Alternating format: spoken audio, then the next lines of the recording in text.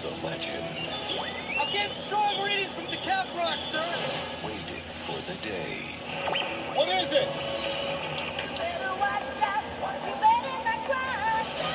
He'll come to town.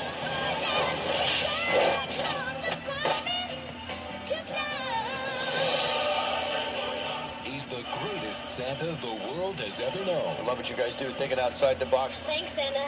You're the man.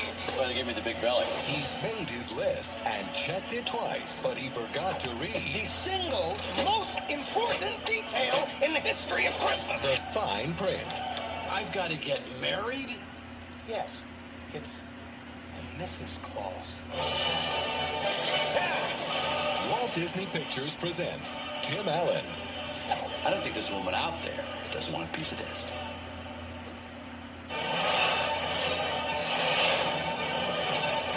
the Santa Claus 2.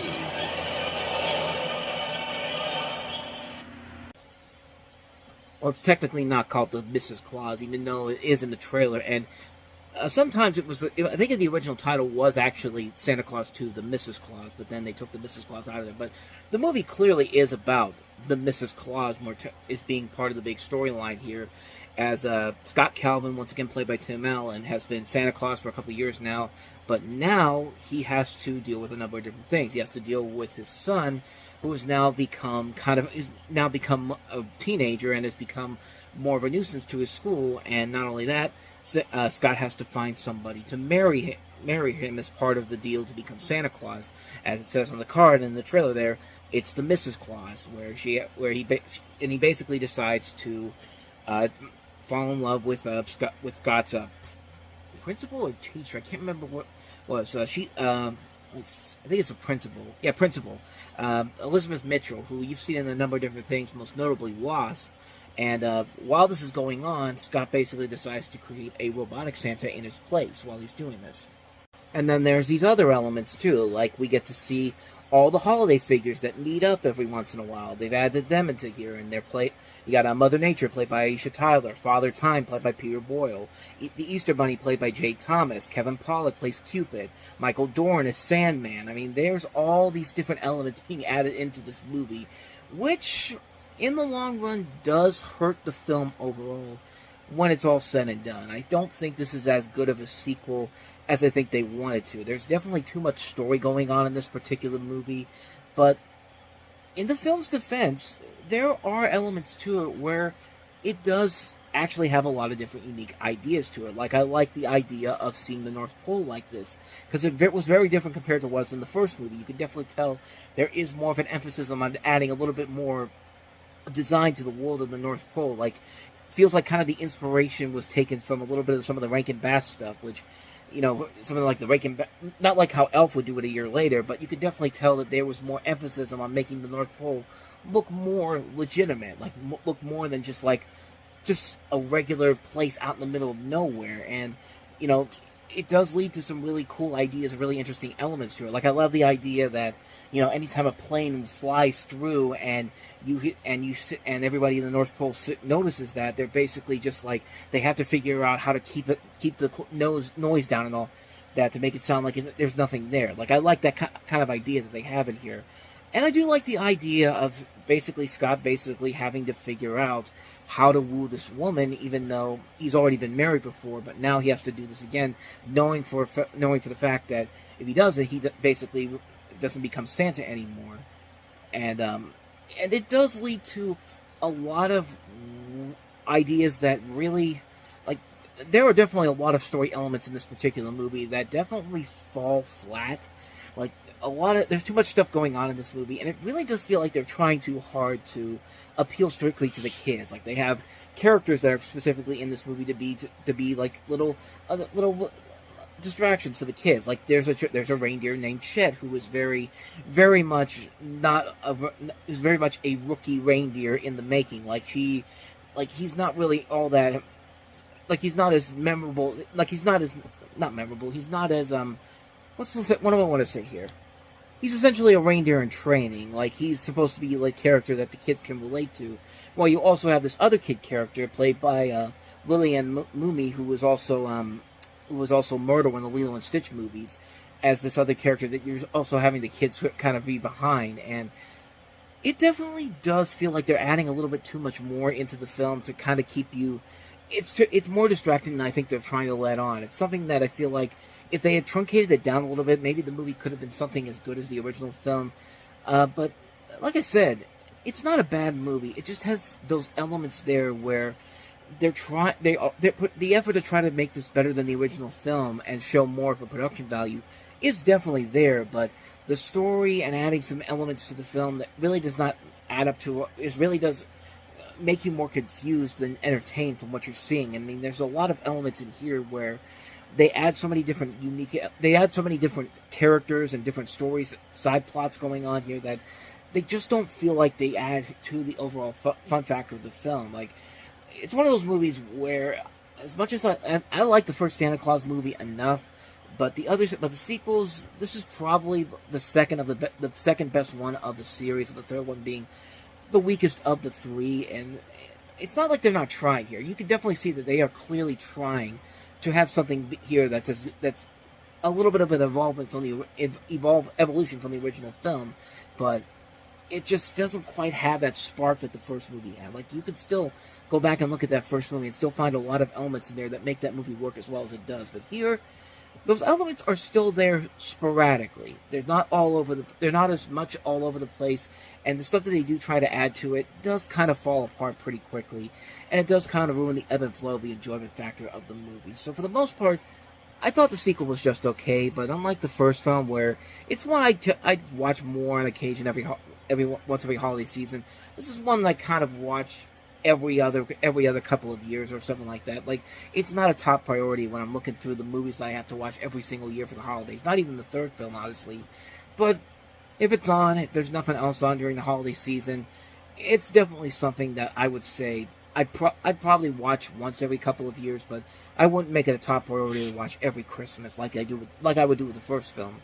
But that's just my personal take on the Santa Claus 2. So, with that said, let us move on to the second film we have here, and that is Owen Wilson and Eddie Murphy in I Spy. What you're about to hear is a national secret.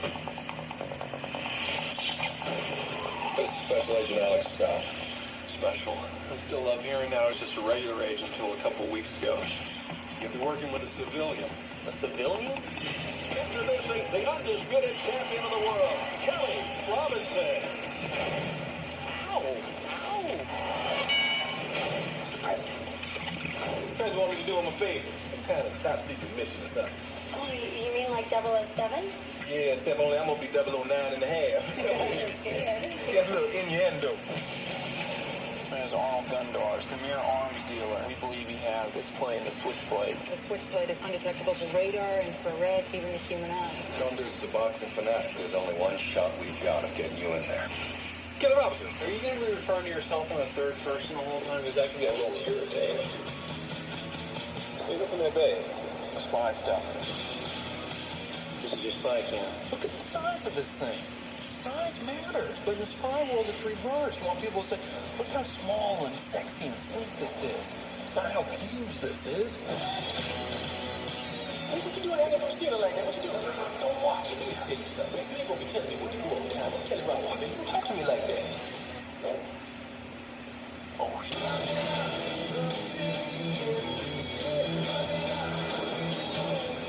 Now put this in my eye. You know, I got the camera in my eye. Hey, I see me. Hey, I'm seeing what you see. I see me. Look at you. Looking at me. I like this. That's the type of thing we're going to be doing on the mission. Oh my gosh. Yeah, that's what I'm talking about. Hey, come on now. Let me at least see the good. Let me show you something. Kelly Robinson. All right. Hold on. Here we go. You see that? That was a big explosion. Yeah. I Spy. Put that on. This looks like a sock. It's a spy mask. It's a special spy mask. Hey, man, this is a sock.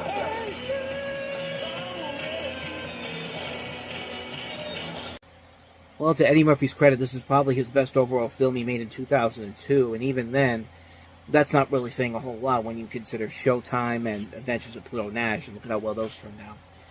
But this is based off the television series from the 1960s that starred Robert Culp and Bill Cosby. This time you have Owen Wilson and Eddie Murphy in those roles, where you have a spy and a famous civilian boxer going undercover to prevent a gun runner from selling a stolen stealth bomber to the highest bidder. You also see Famke Janssen in here, and also Malcolm McDowell, I believe, is the bad guy in this. And, ooh, excuse me. Ooh, good lord. Sorry about that, I had a burp. But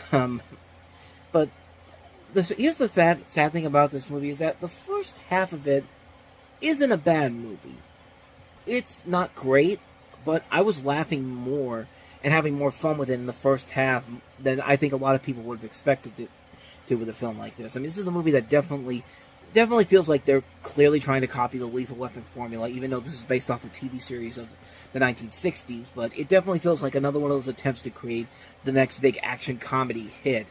And I thought for the first half of the movie, it was fine. It wasn't really doing anything spectacular or really funny. There's a couple of times where I did chuckle a little bit.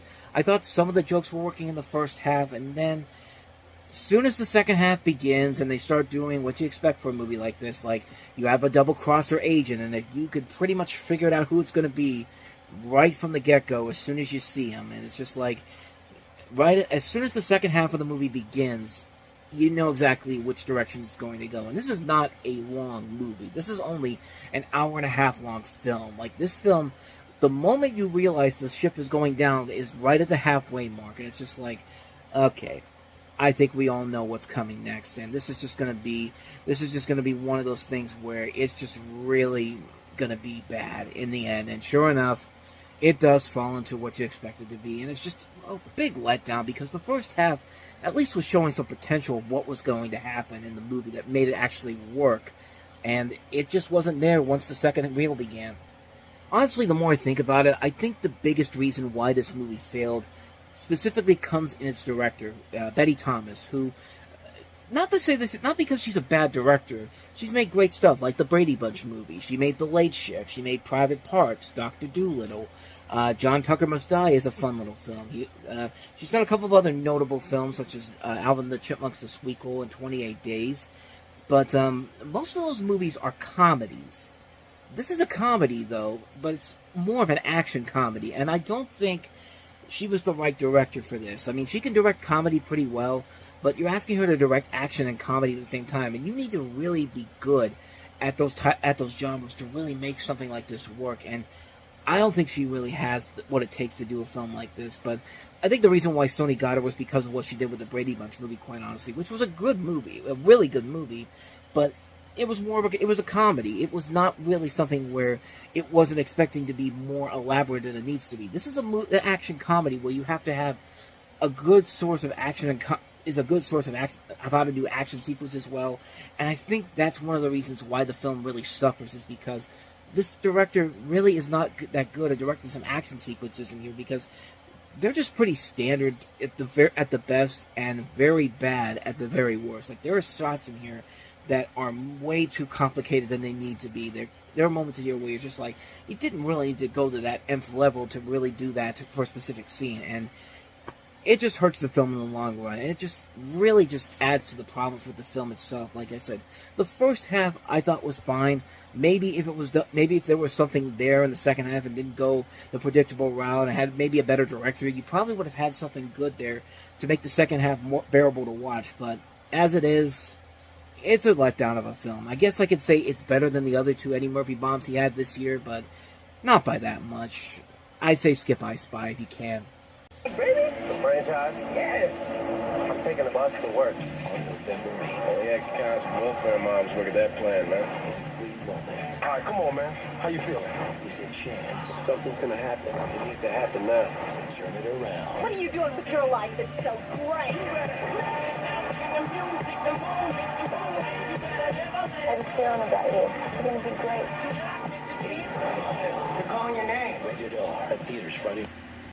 8 Mile tells the story of Eminem's life through autobiographical elements, where you follow a white rapper named Jimmy Smith Jr., a.k.a.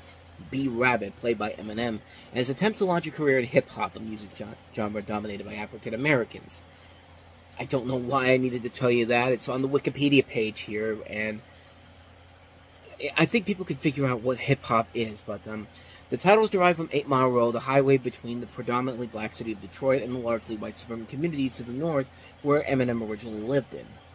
And we've kind of talked about some of the more recent of the times as musicians making the jump to the big screen, and most of them have not worked out well. Of course, talking about Mariah Carey, Britney Spears, Beyonce had that role in Austin Powers and Goldmember where she actually did probably the best overall until we got to here. And I gotta say, you know, Eminem, think about where Eminem was around this time when this movie was coming out. Now, you know, he was still a popular draw, but everyone thought that he took himself a little bit too seriously, especially when he got into a fight with Triumph the Insult Comic Dog during the Video Music Awards.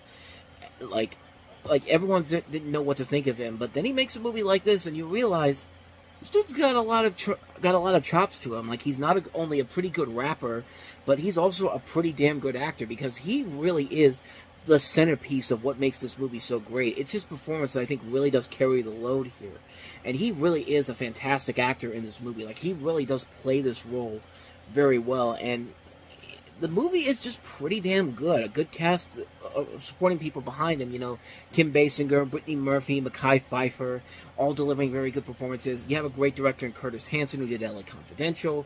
I mean, the pieces were definitely there to make this movie as great as it is, and the song Lose Yourself is just such a good song. Like, I still couldn't believe when this movie was coming out and it's got nominated for Best Original Song. I think a lot of people were shocked when it actually won for Best Original Song, and now Eminem is an Oscar winner too. And I like the fact that it wasn't just he wasn't there the night that they had the Oscars, because he didn't think he was going to win. I think he was back home in Detroit, if I remember. That was the story back then. But it's a great song. I mean, there was a lot of really good underrated songs that came out in that time is for the Best Original Song category, but that one was really surprising when that actually won, and it's a damn good song, and it definitely deserved to win. It's definitely something very different from what the Best Original Song Oscar usually was going for at that time, but like I said, the movie really is good, and it still holds up after all these years later, and it shows that Eminem does have some acting chops to him. He would show it in other comedies, too, like funny comedies. This isn't really a comedy, but comedies like Funny People, I thought he was really good in. He has a great cameo at the beginning of The Interview. I mean, the guy is a really good, entertaining personality. Like, he's a good musician, he's a good comedic actor, and he's just a good actor in general, too. I mean, he's got what it takes to become a really good, to be a really solid entertainer overall, and I think this movie definitely shows what his abilities are capable of here. And I do like that he never really took that to another level where he started showing up in numerous movies. Like, he would only do it in sporadic bits and pieces. Like, he kind of went the same way with Michael Jordan in Space Jam. Like, after Space Jam, it's just like, that's all I really need to do.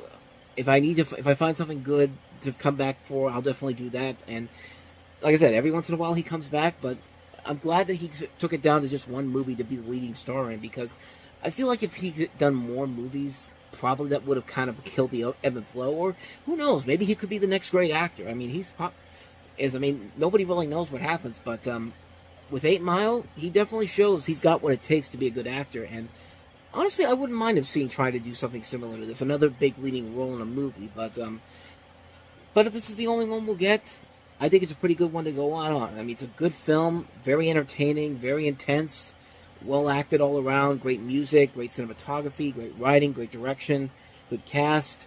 What more can you ask for? It's definitely one of the best movies of 2002, without a doubt. So that is 8 Mile. Let's go ahead and move on to the next movie, and that is Brian De Palma's Femme Fatale.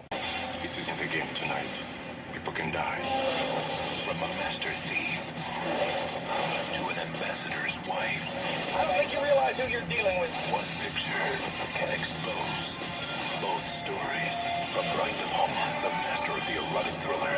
2 lives, 1 woman. A suspense sensation. Ruined everything. Femme Fatale. Rated R. Starts Wednesday, November 6th. Brian De Palma, of course, is somewhat considered the master of the erotic thriller. Of course, he did Dress to Kill back in the day, Body Double, and he would do stuff like The Black Dahlia and Passion most recently. But in this movie, you have Rebecca Romijn as a thief who steals the expensive diamond jewel called the Eye of the Serpent in an audacious heist during an exhibition at Cannes 2001. She double-crosses her partners and is mistakenly taken as Lily, a woman who lost her husband and son in an accident and is missing since then by an ordinary family. One day, while having a bath in Lily's bathtub, Lily comes back home and commits suicide. Lori assumes her identity, goes to America where she marries a rich man who becomes the ambassador of the U.S. in France, and when Lori returns to France, her past haunts her. There is definitely a lot going on in this movie, and this isn't really a great film overall, but maybe I was kind of over-exaggerating last time when I said this was one of those erotic thrillers that doesn't work. I gotta say, like, of all the ones we've looked at on this show, Basic Instinct still is the topper, but this one's not that bad. It's actually kind of a close second to maybe being somewhat actually enjoyable. I mean, it's a film that got a lot of bad raps when it came out in theaters originally, but it's just gone on to have this kind of a cult following over the years, and I can definitely see why. I think there is a lot more to it, and you could tell Brian De Palma was definitely trying to put his all into this particular one, and actually put more effort into it instead of just being a strictly TNA type of film where you get to see a lot of nudity in it, because there's a lot of nudity in this film, but the movie itself is not bad. It's actually kind of a film that I would say is okay. It's not a great film overall. It kind of has kind of a less than spectacular plot twist ending at the end where it just feels like it kind of rushes out of nowhere, quite honestly. But other than that, though, I thought the performances overall were pretty good. I thought Rebecca Romijn did a pretty good job, so did Antonio Banderas. But I think the biggest flaw of the film is the overall storyline. I think the story in general is not that great overall, and it just feels like it's not the worst thing ever, but it definitely feels like it's that one little thing where it could have easily been just another one of these bad, cheap erotic thrillers that's trying to cash on the Basic Instinct train, even after all these years, and it really doesn't go that route. It's a film that is actually, I think, a little bit better than I gave it a lot of credit for. I think most people would give it a lot of credit for. Again, not saying it's a great movie per se, but in terms of erotic thrillers, it's probably one of the better ones. I wouldn't say this is one that you have to see. You have to go out and must see. If you're looking for the best erotic thrillers or even the best Brian De Palma films, it definitely does feel like a film that is at least trying more than some of the other movies that we've taken a look at on this particular show since Basic Instinct has come out. But again, for what this movie is, I think it's a little bit better than I gave it credit for last time around. I think it is a more approachable film than I gave it credit for. Am I going to say it's a movie you need to see? Not really, but if you're looking for something a little bit different with Rebecca Romijn involved, seeing one of Brian De Palma's later works, definitely give it a shot. I think you might actually find some value of it. Maybe for a one-time watch it's worth it, but not much to say that you'll be watching it multiple times. I mean, honestly, if you really are just going to see this for the nudity, you'd be just better off going online and finding it. I mean, you could find it pretty easily if you know where you're going, So that is Femme Fatale. Let's go ahead and move on to our last movie here. Julianne Moore, Dennis Quaid, and Dennis Haysbert in, I almost forgot the title. Far From Heaven. Confide in best.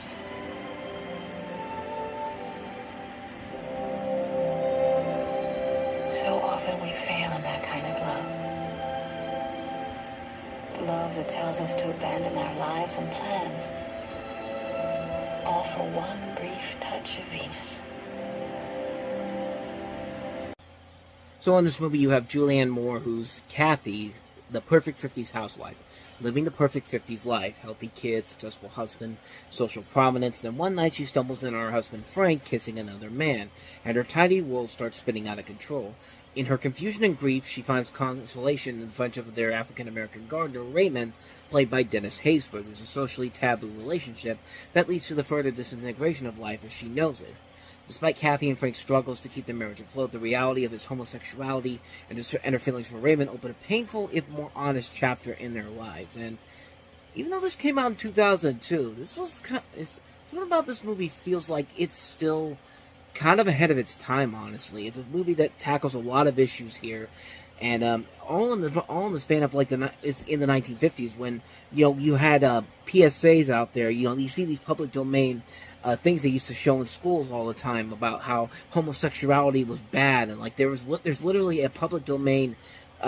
There's literally a public domain film out there called Boys Beware, where they literally talk about how homosexuality is evil and all that type of stuff. And that was back in the 1950s, but nowadays we've kind of figured out that homosexuality is not as bad as people make it out to be, and but this film in general, I think, is very unique for the ways that it handles a lot of these situations here. They got a lot of great talent to make this movie possible and make it work as well as it does. I mean, Julianne Moore, what more do you guys say about Julianne Moore? She's fantastic in usually anything she's in. Dennis Quaid's usually a very good actor. Dennis Haysbert's coming off of 24, is around this time. You also have Patricia Clarkson in here. This is directed by Todd Haynes, who later go on to direct Little Children, which was another great movie, which featured a great performance by Jackie Earle Haley, which got him an Academy Award nomination. But this is a film that, like I said, feels like something that's a little bit ahead of its time.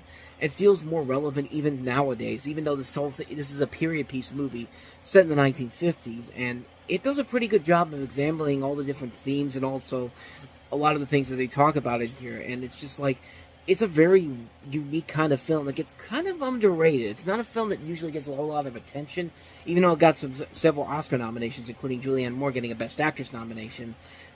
It's an underrated little film. I think it's one you should definitely check out if you get a chance to see it. I think you'll definitely, if you go into it knowing what knowing what the plot is and knowing what some of the ideas are and seeing that it is kind of something that still remains relevant even to this day, it's a film that still very much holds up over time. And it's a movie that I feel like deserves a lot more attention than it usually gets. It's a film that kind of came out of nowhere for most people, myself included, because I didn't really pay much attention to it when it came out. But now I see it and it's just like, this was actually a lot better than I think they made it out. I think a lot of people would have made this out to be. And I think it's a film that definitely deserves to be seen. A criminally underrated film, Far From Heaven. Definitely check it out if you haven't seen it.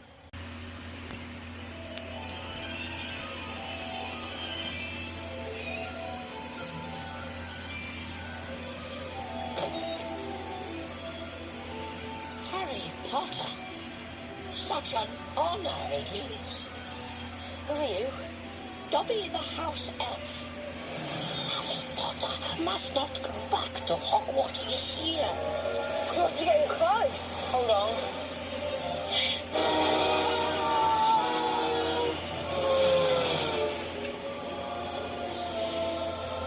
If Harry Potter goes back to school, he will be in great danger. I shall not time to kill. Hogwarts is no longer safe. The Chamber of Secrets has been opened. So it really is a Chamber of Secrets? Yes. McGonagall's worried all the teachers are. The chamber is said to be the home of a monster. You three had best be looking after yourselves. Do you know anything about the Chamber of Secrets?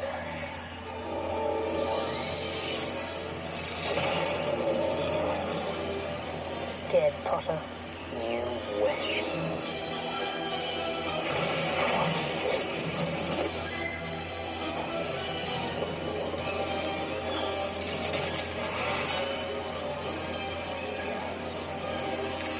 Don't panic.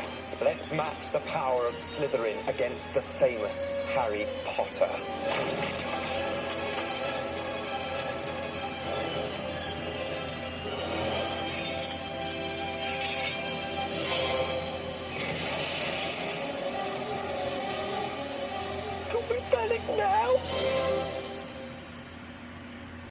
This is, of course, a sequel to the Harry Potter and the Sorcerer's Stone, where you have Harry, Ron, and Hermione coming back for their second year at Hogwarts School of Witchcraft and Wizardry, and the heir of Salazar Slytherin opens the Chamber of Secrets, unleashing a monster that petrifies the school students. And comparing this to the other Harry Potter movies, this may be seen as the lesser of the films, mostly because each one of the films that came after this did get better in terms of quality and going for the more darker approach. But you can definitely notice the early signs coming in with this film that this series was about to take somewhat of a dark turn. I mean, it's not completely all the way as where it would be when the films end, but none of these movies in the regular Harry Potter film series were bad films. I mean, once we get to Fantastic Beasts, then we could talk about really bad Harry Potter movies, but all 7 movies from Harry Potter, 8 movies, because the last one was split up into 2, all 8 movies are very good in their own different ways. And this one, Sorcerer's Stone and Deathly Hallows Part 1, could be considered the lesser of the series, but none of these movies are terrible per se. And this film is very good. It's a very solid film. And it's a good film that shows the natural progression of where these movies are going to eventually go. Like, we know the next film is going to be The Prisoner of Azkaban, which is often considered by many as the best of the Harry Potter films. And keep in mind, this is still directed by Christopher Columbus, who is directing these as kids' movies, which makes sense because the characters are still kids in this, and as the films go along, they'll get older. That means we're going to delve into more darker territory and more adult territory. But this is an early sign of what's to come here, and I really like the aspects that they have in this movie. The film overall is really good. A lot of the sets and the performances from the last film are still very strong. You have Kenneth Branagh, Robbie Coltrane, Jason Isaacs, John Cleese, Toby Jones as Dobby showing up in here. I mean, of course, you got Daniel Radcliffe, Rupert Grint, and Emma Watson all still performing as well as they should. I mean, there's really not much more to add to this that hasn't already been said already. It is definitely a film that's on par, if not a little bit better than what the last film was able to do. The last film was introducing us to this world. Second film comes along, it's just like, okay, you've established your universe, now go ahead and build on it. And I think they did a pretty good job of building on it with what they were able to accomplish here. The action sequences are still a lot of fun. There's still a lot of good elements in there thrown all throughout. And again, even though it comes off as very kid-filmish, we're still at the point where this is still very much kid-friendly, and we're about to head into more darker territories we move along here, but it is a very good film. It's a film that is still really good. It's definitely the lesser of the films in general, but like I said, there's never been one bad Harry Potter film in the official canon, not including spin-offs. But this may be seen as one of the lesser ones, but there's still a lot about it that I say is really worth it in the end, so again, not much more I can add to this that hasn't already been said already, but Harry Potter and the Chamber of Secrets is a fun movie. It's a very good film, a very good adaptation of the book, and it definitely shows what a sign of things to come going forward with the Harry Potter films. And, yeah, again, not much more I can add to this. So that's Harry Potter and the Chamber of Secrets. So let's go ahead and move on to that other movie that came out this weekend that got a wide release, and you immediately will start to wonder and ask yourself, why did this get a wide release? This is Steven Seagal's last theatrical film, Half Past Dead. You Alcatraz. The biggest problem isn't breaking out. What do you have? This. You want to play rough? Sorry, I'm not into men. It's dealing with the guys who just broke in. It's party, boys. Why are you doing this? $200 million worth of U.S. gold plate. What's going on? We got a problem.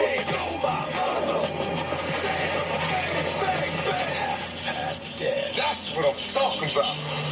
Rated PG-13. Opens November 15th. From the same director that will give us such great masterpieces like Who's Your Caddy, Jarhead 2, Lake Placid, The Final Chapter, Kindergarten Cop 2, Dead Fish Beyond Anarchy, The Scorpion King Book of Souls. Okay, I think you know where I'm going with here. This is not a very good director, nor is this a very good movie, but I digress. You have a story of a criminal who infiltrates a prison to investigate a prisoner about the location of a future of fortune and gold, while an undercover FBI agent has to stop him.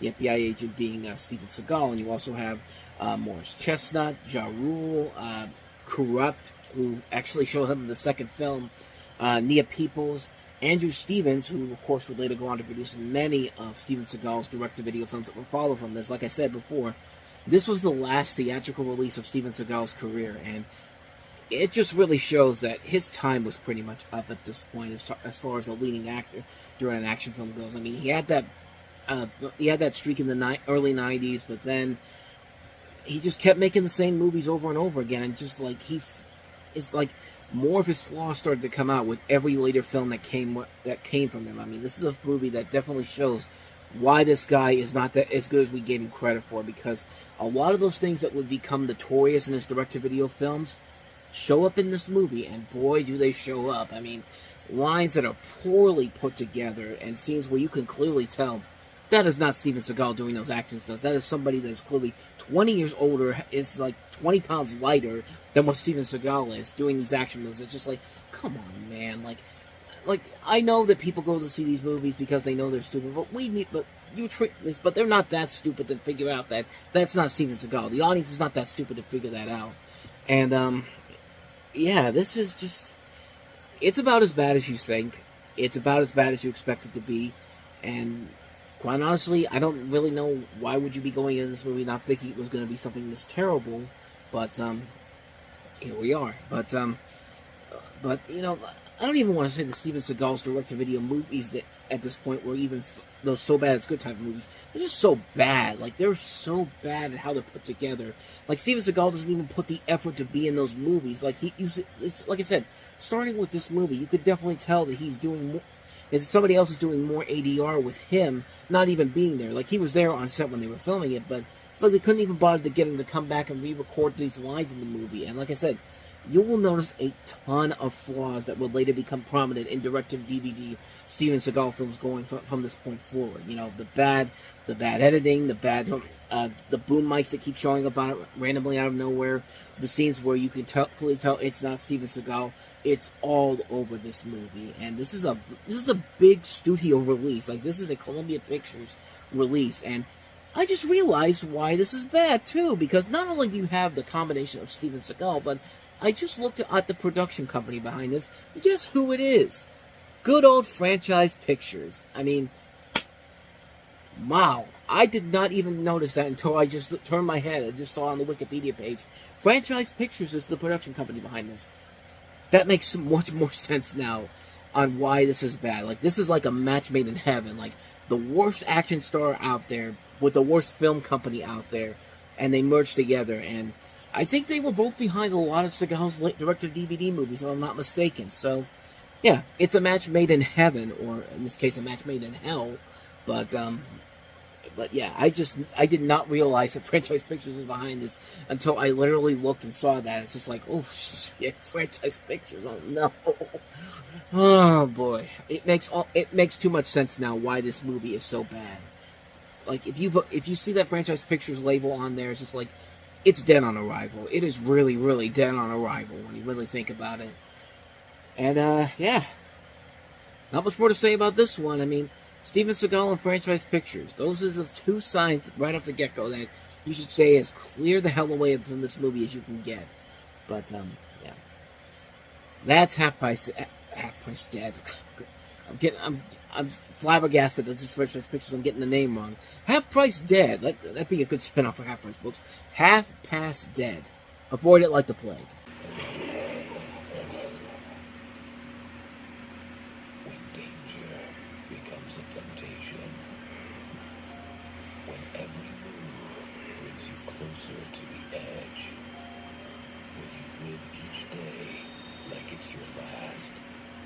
There's a surprise around every curve.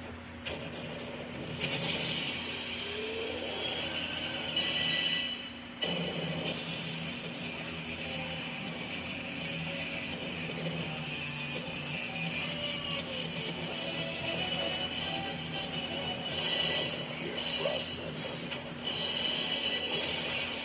Die another day.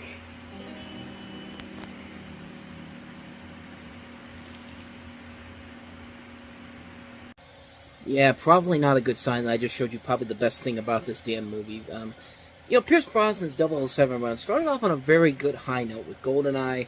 Then there was a little bit of a disappointing follow-up with Tomorrow Never Dies, and then it was followed by the mostly forgettable, but not horrible, The World Is Not Enough, which now leads us to this movie, which I could still say, even after all these years, this is still the absolute worst Bond movie ever made.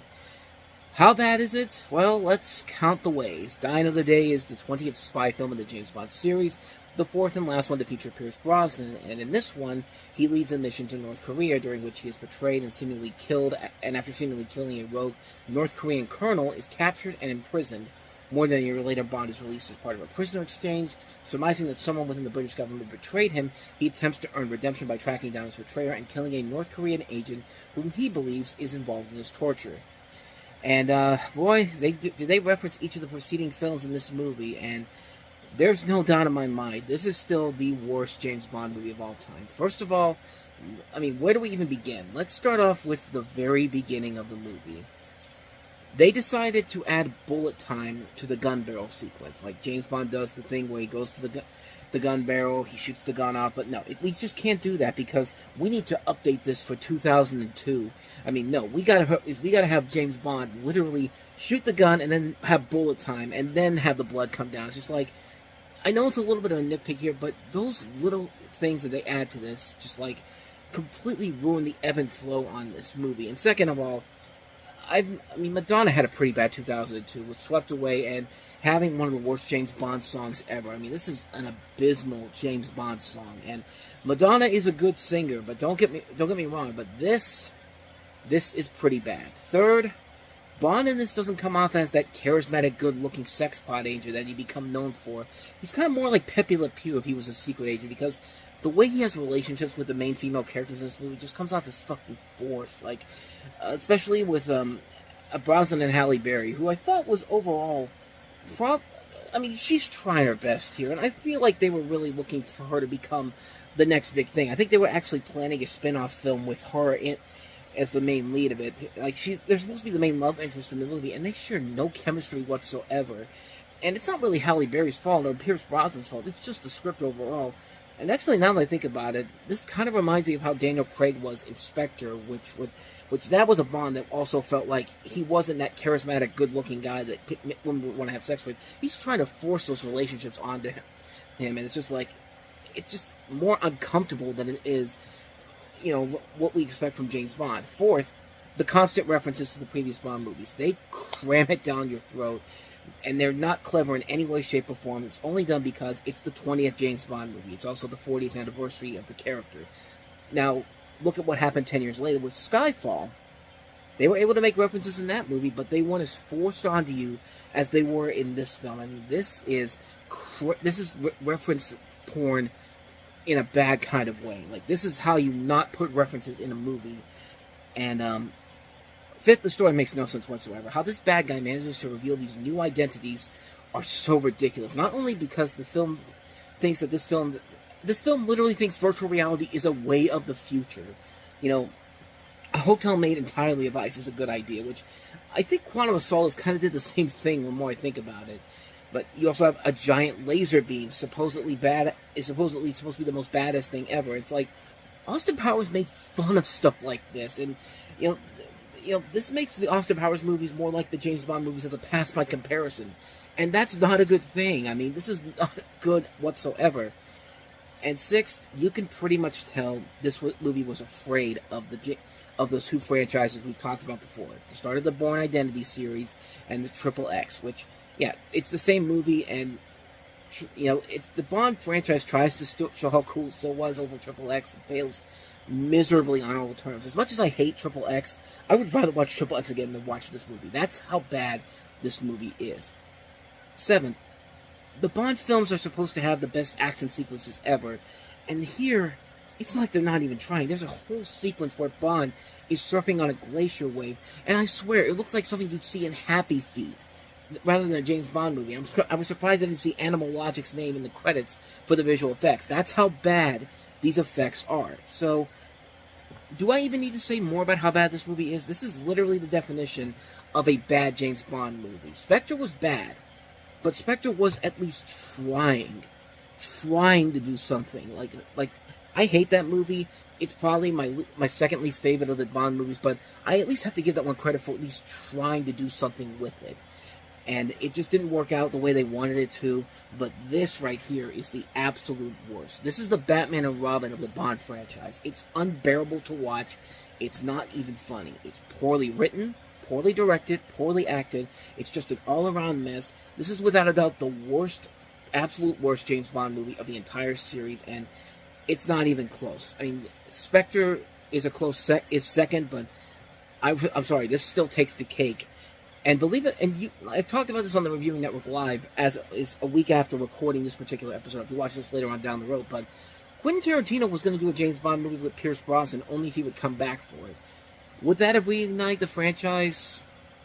Probably not. I mean, it would have been interesting to see what Tarantino could do with a franchise film like this, but of course that didn't happen. But maybe it was, of course, obviously it was for the best, because after this we got Daniel Craig's Bond Run to start, and let me just tell you, it's already a better start to where this movie, Pierce Brosnan's Bond, ended off on.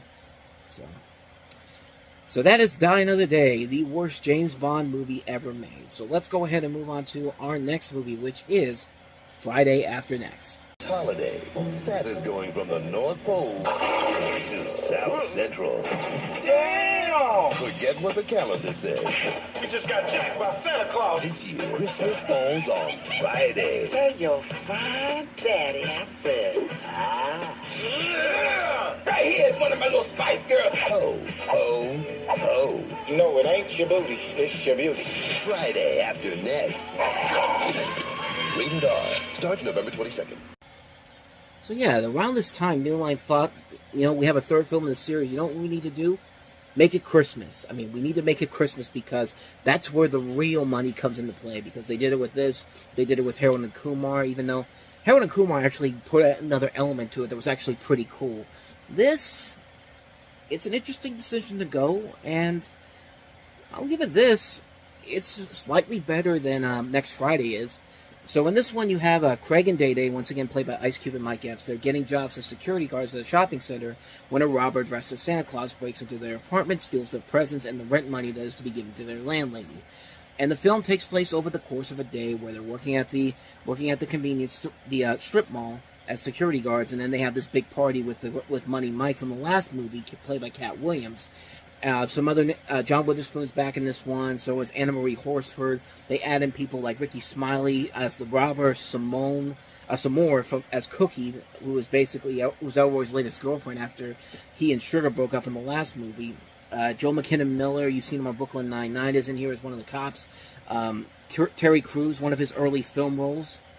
There are a lot of elements to this film where it probably should not work, but truth be told, this is the one Friday movie that I watch after the first one that I watch more than I do with Next Friday. Because Next Friday wasn't a bad movie per se, but it was your typical comedy sequel. Let's just do the same story we did the last time around. At least this one has a little bit of an edge to it. They're not waiting for Tiny Zeus Lister to come back and kill Craig. No, this time they're going after this Santa robber, and actually leads to a lot of the really funny moments of the movie. Like there's a great moment where towards the end where Craig and Day Day finally get to the Santa and they beat the hell out of him, and there's this wild chase all throughout the neighborhood trying to catch him, and it goes through these chaotic, insane levels of situations where you have Mike Epps as a dual role, who's this old guy who's just going gun crazy at one point during the whole thing, and it's just like so much happens in this movie that I'm not going to say it's on par with the first Friday movie. The first Friday movie was just a simple film, a simple day in the life of this guy who, he loses his job on his day off and has to eventually fight off against the big bully of the neighborhood, and also has to basically decide whether or not to take one route, which could be devastating for the neighborhood, or just do something completely different. And it's one of those movies that still holds up, and it features maybe one of my favorite movie scenes of all time that I've talked long and hard about already. But in this movie here, it's more simple. It's more on the same levels as Next Friday, but I think it's done a lot better than Next Friday is. I think it's a film that does try to do things that are very different compared to the last movie. They aren't just rehashing the same plot over again. There's more laughs in this movie, I think. It's not a classic by any means necessary, but in terms of the Friday films in general, this is probably the one I watch more than Next Friday. Next Friday I don't think is bad, but this is the film that I just feel like is slightly better than the last movie. It's, again, not a classic by any means, but in terms of all three films, this is probably the second most watched one I've watched out of all three of them. This is the one I would say, I think you do get a lot more in this particular film than you do with Next Friday, but no matter what I say, Friday I think is still the topper. Nothing else will really top that. And honestly, nothing else from the series really ever topped that. The Friday animated series they did with about a couple years later was really lackluster and didn't even feel like a real Friday series in general, except the fact they got John Witherspoon back in that series. And Ice Cube's always been talking about going back and doing another Friday film. I mean, I would have said no before I saw Barbershop The Next Cut, which is one of those sequels where, I talk about all the time how I have this thing about comedy sequels. If you wait too long after doing the last one, it probably is just time to, stop, quit while you're ahead. Kind of like with what Ben Stiller just recently said something about Zoolander 2, where he thought that people wanted Zoolander 2 so badly, but, somebody needed to tell him that, people wanted the Zoolander movie 2 years after the first movie came out, not 15 years later. You got to strike while the iron is hot, and with the Friday films, they struck while the iron was hot for the most part. Trying to do another one over 20 years later seems like it's really going to be hard to top what you did before. Unless, but then again, he did this with Barbershop: The Next Cut, and Barbershop: The Next Cut actually turned out to be a really good movie, even though that was a 12-year gap between films. So maybe it's not possible. Maybe it's not impossible to actually do this. Not impossible. I've just turned into Ralph Wiggum from The Simpsons. Me fail English? That's impossible. I mean, it's like I've been saying, it's not impossible that this could actually work out, considering what he did with Barbershop. So, and I also heard he's going to try to get Chris Tucker back for this one. So maybe it's got a shot. Maybe if it actually happens, I'm surely going to check it out to see if it actually works. But if it doesn't come out and actually happen, I'm not going to mind it so much. But like I said, Friday After Next, I think it's still the second best of the Friday films in general. I think it's fun for what it is. Don't go in there don't expect to go in there looking for the first movie again. Expect a sequel that is better than the last film, though. I'll give you that. So with that said, let's go ahead and take a look at the retread. Let's do another Dead Poet Society movie. Instead of Robin Williams, though, let's get Kevin Kline to do it. This is The Emperor's Club. Ambition without contribution is without significance. Critics are calling The Emperor's Club a wonderful film. Kevin Kline is extraordinary. It's my job to mold your son's character. You, sir, will not mold my son. Sure to be one of the year's best. All of us, at some point, are forced to look at ourselves in the mirror and see who we really are. Kevin Kline. How will history remember you? The Emperor's Club, rated PG-13, at theaters Friday. Okay, stop me if you haven't heard this plot yet. Kevin Kline plays William Hundred, a passionate and principled classics professor who finds his tightly controlled world shaken and inexplicably altered when a new student walks into his classroom. What begins as a fierce battle of wills gives way to a close student-teacher relationship, but results in a life lesson from Hundred that will still haunt him for a quarter of a century later. Sound like Dead Poet Society much? I hope so, because it's literally Dead Poet Society. It's literally Mona Lisa Smile. It's literally Dangerous Minds. It's literally every single movie that you've seen about this one guy coming into a school and basically having to come in and essentially motivate them, get them to another level. You know, it says something when Farewell Mr. Bunting, the Saturday Night Live sketch they did parodying Dead Poet Society, is probably one of the better post-Dead Poet Society things to come out since that movie came out. I mean, every single time they do one of these movies, it's always the same thing. It's always the same plot. It's always the same rundown of everything that's going on. You could put as many good actors in this movie as you can, which there are a lot of good actors in here. I mean, what do I need to say more about Kevin Kline? He's a fantastic actor. He's won an Oscar for a good reason. He's a fantastic actor. You know, you've got M. Biff Davis, Patrick Dempsey, Emil Hirsch, Ron Morrow, Edward Herrmann. Fantastic cast overall here. Stephen Culp. I mean, great cast. Good director. Michael Hoffman's made a couple of really good movies in the 90s. Restoration and One Fine Day. Neil Tolkien, a decent writer in general. Wrote some fun comedies back in the day. License to Drive, Richie Rich, and an uncredited writing bit on Unbroken. Although he did write Jury Duty, the Pauly Shore film, which... yeah, that probably is not a good sign. Maybe that was the sign going forward that this is probably not going to work out. But he's made some decent stuff. But this film, it's just... oh, and Jesse Eisenberg's also in here, too. One of his early film roles. But I don't know. I mean, I guess I could say the movie isn't terrible, but I think it's mostly because the actors are giving it their all. I mean, Kevin Kline will usually give it his all no matter what he's in. But it's the same story we've seen done over and over again. They don't do anything different except change the time period, change a few little lines here and there to make it feel like it's completely new and original, when it really is not. It's just a film that just doesn't work in general. It's a movie that is just another one of these movies, like a Dead Poet Society, like a Dangerous Minds, like a Freedom Riders, you know. We've seen these type of movies over and over and over again, and it just never... this movie never does anything new or different with it to make it stand out on its own. It's just like, have you seen Dead Poet Society? You've clearly seen this movie. I mean, sadly, that's the only thing I can say about this movie, is that the performances are probably the best thing about it, but it's not enough for me to say that you should definitely check this movie out in general. So, yeah, not much more to say about that one. That is The Emperor's Club. And Paul Dano's also in the movie too. I just saw that there. Harris Yulin's it. So they got good people in here. It's just not enough to save the film when you know what direction it's going to go in with the end. So, just wanted to throw that last in there because I literally just saw that when I looked at the credits here. The Emperor's Club.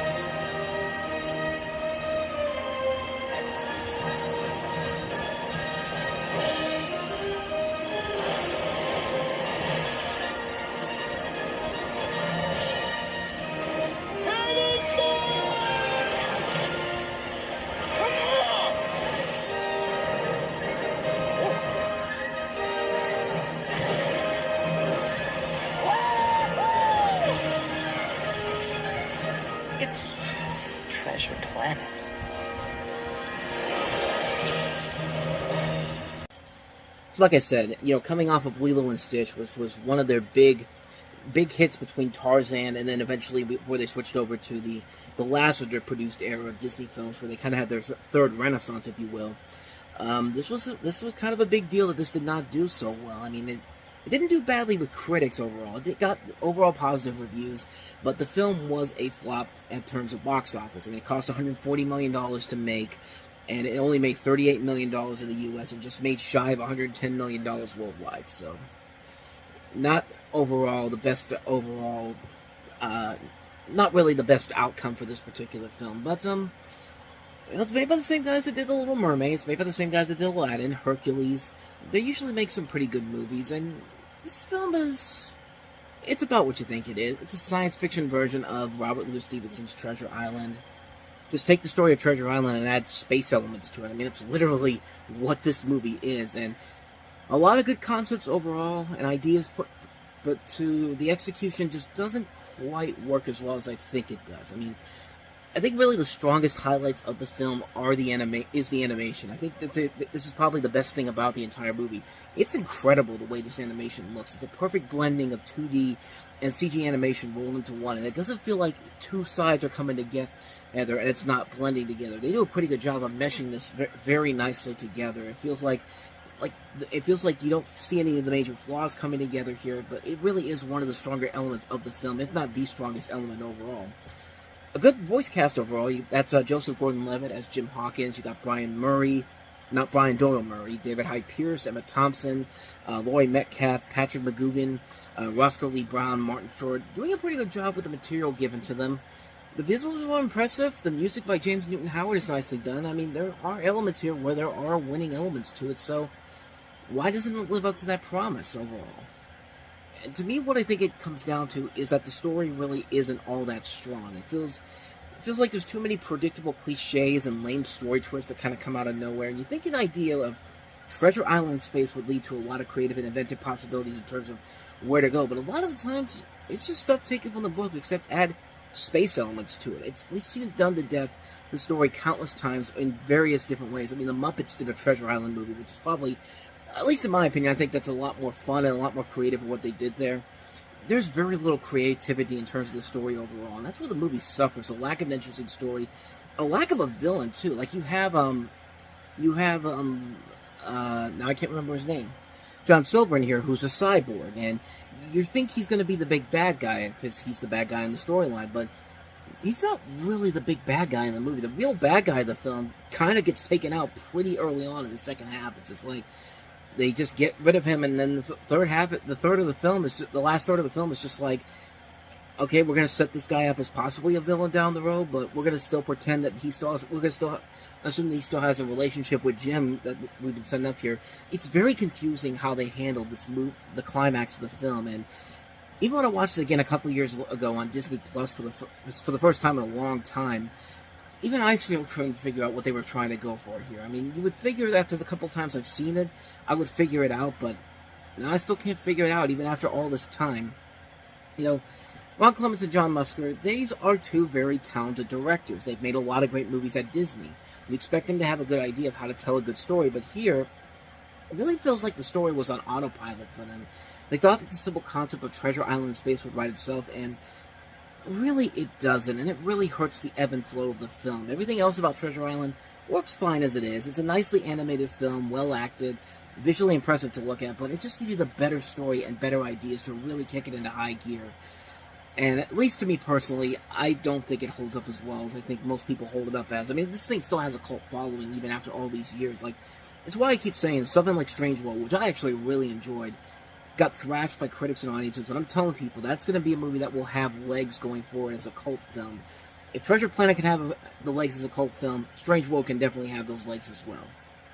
Wish to, maybe, but still too early to tell about that one. But that's Treasure Planet, and they were not the only animated film to come out this weekend. Disney had some competition this weekend with Sony, and with that we have Adam Sandler's 8 Crazy Nights. Is it time for giving or sharing?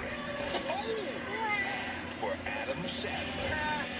On November 27th, you're invited to get ready for the battle between naughty, oh boy, and nice. Saving the chest, nobody needs a unibrow. Oh my gosh. Adam Sandler's 8 Crazy Nights. See something? Just some deer doing a pyramid. Rated PG-13. In theaters November 27th. That's a way to sell the movie. Show a reindeer eating shit. Because that's literally what that scene is from. So you can kind of see why this movie has a very puzzling reaction from most people. Adam Sandler basically stars as a 33-year-old party animal, finds himself in trouble with the law after his wild ways go too far, and in keeping with the holiday spirit, the judge gives Davey one last chance of redemption with this guy named Whitey Duvall, who's also voiced by Adam Sandler. And, you know, things don't go as they should at first, then you start to think that maybe he's going to turn it around, and then gotta have the third act breakup, and then it's going to be the moment where he realizes that maybe I am an asshole, and maybe I do need to change my ways, but, you kind of know where the story's going to go from here. And you got to remember something about this time period. We just talked about it with Treasure Planet. 2002 was the beginning of the downward spiral for hand-drawn animation at the box office. I mean, it wasn't that big threat anymore because CG was slowly but surely beginning to creep up again. And the technology for CG was getting better and better. Disney had released Treasure Planet, which ended up becoming a financial failure for them. And the fact that somebody was going to do an Adam Sandler comedy using animation in the style of, like, the classic TV specials and all that, it's always going to be a risky experiment to work with. And naturally, a lot of people were not too receptive to this movie. I mean, it did decent numbers at the box office, but considering what Adam Sandler's movies usually do, they were probably expecting something more in the lines of what Mr. Deeds or Big Daddy did. But it's also been considered one of the worst Christmas movies of all time, but not only that, one of the worst animated movies of all time. And truth be told, I can't really disagree with them on that front. It is not that great of a film, but I've seen far worse than this movie, and honestly, I think the movie does actually work a lot better than most people probably would give it credit for. For one thing, it's unusually gorgeous. Like, this is a film that really, this animation studio that put the film together really actually tried and made a lot of effort to make this look as great as it could be, but considering what else is going into it, like, it's too good looking for a movie of this caliber. And I give Adam Sandler a lot of credit here. For the most part, he's doing a pretty good job of, you know, ranging his voice a little bit. Maybe not with Whitey, because Whitey's just him going at the high-pitched voice, but Eleanor, I thought he did a pretty good job of changing his voice around to get that impression that it is indeed somebody else. I mean, it wasn't the greatest overall, but at least he was trying, at least with her. But the songs themselves are also surprisingly really good, too. They're catchy songs, and they're nicely handled with a good score by Teddy Castellucci, and you have the Ellises, Mark and Ray Ellis, who the latter actually worked with Filmation in the past on, I guess, on music too. But it's kind of amazing how much these songs hold up. Now, of course, the songs in the film, I mean, there are, like, I just talked about the songs. What am I talking about? There are negatives I can agree with most people on. For one thing, neither Davey nor Whitey are kind of likable characters, and you try to find sympathy with these guys, but each of them gets so annoying, and they just have no charisma to them whatsoever. And you watch both of them and get this feeling like these two deserve everything that they're getting to them. And, like, Davy's too much of a crazed, drunken idiot. Excuse me. that you have no real sympathy for. I mean, yeah, his parents are dead, but you know what? Doesn't mean you have to have some likability to you. And Whitey's too much of a weakling that just can't stand up for himself, that by the end, you never feel like that satisfaction that his reward is fully justified. Like, you know, everybody's giving him their patches and all. Like you don't really buy into it. The biggest problem with the movie is that it's padded out for no reason whatsoever. And it's 76 minutes long, and there's padding in this. And by padding, I'm talking about the padding that was just in the 2018 Grinch movie, which is a movie I like. I think is a much better film, but it's where you put them... Actually, no, this is not the 2018... This is not the 2018 Grinch I'm thinking about. This is the 2000s Grinch I'm thinking about.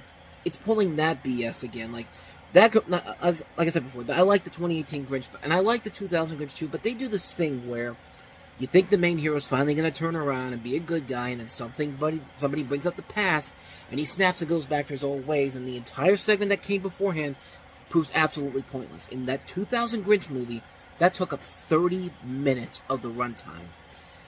This thing is much shorter than that, and it still felt like you just wasted your time doing absolutely nothing. They do that here. You know, Whitey brings up the tragic story about how his parents were killed in a black ice accident. And Davy, who had been reformed at this point, goes back to his douchebag ways with the stories brought up again, you know, making the last 10 minutes of the movie 100% pointless. I mean, you could have taken that out of the movie and nothing would have been lost. And I know what you're thinking. Wouldn't that take away from the purpose of the movie? Well, yeah, but again, fill that time up with something more interesting and exciting. But no, we can't do that. We've got to go down the cliched route, and the movie suffers because of it. And you, like I said before, it doesn't help that you have no sympathy for either of the two main characters here, Davy or Whitey, whatsoever. I don't think this movie is bad, but it definitely is a film that has a lot of flaws to it. I don't think it deserves the huge backlash it gets. It's got its moments that make it somewhat watchable, but it does hurt a lot, and it definitely hurts the film overall. And it's a film that, if it's part of an AMC, you know how AMC does that Christmas thing now, and it'll usually show up on there, if there's literally nothing else on, I'll pop it in and watch it. But other than that, though, it's just one of those ones where I don't think it's as bad as people make it out to be, but it's got a lot of notable flaws to it. It's a movie that I kind of have a little bit of a soft spot for it, but at the same time, I completely agree with a lot of the people's criticisms about the movie. It is not a great film by any means necessary, but it's one of those ones I kind of go back to every once in a while. If there's nothing else on TV, I'll just watch that movie, and I usually will come out feeling okay about it, but yeah, the story overall is just really one of the biggest problems with the film in general, and among with other things as well. But so yeah, 8 Crazy Nights. So let's go ahead and move on to our next movie, which is George Clooney in the James Cameron-Steven Soderbergh collaboration, Solaris. With the right man, Academy Award winners James Cameron and Steven Soderbergh take you to a place. That's not your wife. Where did you come from? Where everything you desire, she can feel, touch, everything you think. Don't name me. Don't name me. Becomes real. She's alive. How far will you go? Go back. They don't die here. For a second chance, George Clooney. Are you going to stop me from taking her back? Solaris. You don't know what you're in for. Rated PG-13. November 27th. So this is somewhat of a remake of a 1972 Andrei Tarkovsky film of the same name, which is actually based off of a book by Stacey Lame, and this is actually more closer to the novel itself. You have a story that's set almost entirely on a space station orbiting the planet Solaris. You had flashbacks to the previous experiences of the main characters on Earth, and its protagonist, played by George Clooney, struggles with the questions of Solaris' movements, his belief in memories, and reconciling what was lost with an opportunity for a second chance. And you know how we had Alita Battle Angel not too long ago, and one of my biggest complaints with that movie was that it was a collaboration between James Cameron and Robert Rodriguez, two very different creative minds coming together. And it's a film that I thought didn't work as well as I think a lot of people thought it did, because you have two different minds coming together on it. Solaris is another one of those movies that I feel like is on that same wavelength. It's a film that has, the writing of is the production of James Cameron behind it as the producer, and then Steven Soderbergh wrote and directed the film. And it's two worlds clashing together in an element where I feel like the film didn't really have a good idea of what they were trying to accomplish here. I never saw the original movie. I never saw I never read the novel, so I don't really know how close of an adaptation this actually is. But coming out of it, I felt like there really wasn't a whole lot there in general here. I thought George Clooney overall it's George Clooney. George Clooney can usually take anything and make it work well. And I really like Nastasia McKelvey from Californication in here as the love interest, which, I mean, those elements sometimes do work overall, but it is a film that really doesn't really give you the whole ebb and flow of what I think they're trying to accomplish here. It's a short movie, too. It's barely over an hour and a half long. So it's not the film's fault in general in terms of the runtime. It's just the way it's presented. Like, from a visual perspective, it looks fine. From a story perspective, kind of like with some of the other movies we've already looked at, that's where I think the film really does start to flounder a bit, because there's nothing really that engaging or interesting to really go in there with. Like, you don't really have any mesmerizing ideas to work with here, and you kind of leave it kind of bored by when it was also everything that was coming out of it. I certainly was bored by it, but I mean, I don't know. I don't know how most people feel about it, but it got decent reviews overall, but nothing too spectacular. For me personally, I just thought it was just mediocre. I really expected a lot more from George Clooney, Steven Soderbergh, and James Cameron, but this is what we have here, and it's probably a mixed opinion on that one. Not bad, but certainly not the great film that I think it could have been, considering the talent on board. Speaking of movies, now let's go to movies that actually have no real good ideas to it, and it feels like somebody is ripping off his own work. It's Wes Craven presents They. Into a dark room now, and it's like I'm alive again. Three friends had nightmares too terrifying to imagine. On November 27th, something bad is happening. What began in their minds I can't go to sleep! has become real. Wes Craven presents. What happens in your dreams? They come for me. Who comes? Hey. Directed by Robert Hartman, rated PG-13, in theaters everywhere, Wednesday, November 27th. Stop me if you've heard this before. The plot of the movie is centering around a group of 4 adults experiencing night terrors and attempting to deal with the fallout from their prior childhood experiences. Older people experiencing nightmares from their past. Gee, I wonder what Wes Craven project that came from. As you can pretty much tell, this is nothing but a ripoff of A Nightmare on Elm Street, and not even a good ripoff of A Nightmare on Elm Street, because, you know, at least the bad Nightmare on Elm Street movies had fun aspects to it. Okay, and to be fair to Wes Craven, it wasn't even a film that he was actually behind the writing or directing of. He was just the producer, and this was back in that time when, you know, I guess everybody wanted to have the next Stephen King Presents, and this is like, Wes Craven Presents, like, that's supposed to mean something, but most of the movies that had his name on there as part of that Wes Craven Presents thing, 9 times out of 10, the film did not do very well in the long run. It was often usually seen as a forgettable mess in general. But here's another example of that. It's a movie that there's just nothing there that really makes it worth it when it's all said and done. There's no thrill factor to it. There's nothing that interesting about it. The writing overall is predictable horror movie crap. It's just not intriguing whatsoever. It's nothing exciting, nothing interesting. Why are you even opening this movie on Thanksgiving weekend? When is the last time a horror movie did well on Thanksgiving weekend at all? And, yeah, this thing crashed and burned at the box office big time. And, like, if you can't even make back your own budget of $17 million, then you really screwed the pooch on this one. So, not much more to say about that one. It's a mostly forgettable film, and that is Wes Craven Presents They. So let's go ahead and wrap it up with another forgettable film, and that is Extreme Ops. On a remote mountain peak, 6 friends witnessed a group of terrorists planning the unthinkable. Please get out here. Now they've got 24 hours to warn the world. Someone doesn't want us to leave. On November 27th, Keep moving! never give up, never give in. Extreme Ops, rated PG-13, starts Wednesday, November 27th. Before anybody asks, that was the video itself. That was not me. That was not my camera working over there. And I actually had to replay that clip again to make sure that wasn't me. That was not me. That was how that commercial actually panned out. And I don't know if something was going on with the video there, but it doesn't help the movie in the long run, because the film itself is, again, it's another piece of crap movie, where you have a commercial director and 3 extreme sports athletes who embark on this trip to the Alps for seasonal practice and stunt filming. They unknowingly film at the same location that serves as the hideout for Serbia's most wanted criminals, and subsequently employ their fast-paced extreme sports abilities to escape the treacherous mountain and save their lives. Which, this is one of the stupidest movies I've ever seen. This is a terrible, terrible movie, and like, this makes Vertical Limit look like a masterpiece by comparison. Cliffhanger is a much better movie than this. I feel like that's what they were ripping off here. Because you know what, at least Cliffhanger had Sylvester Stallone, had a badass villain played by John Lithgow, and it had some pretty badass action sequences.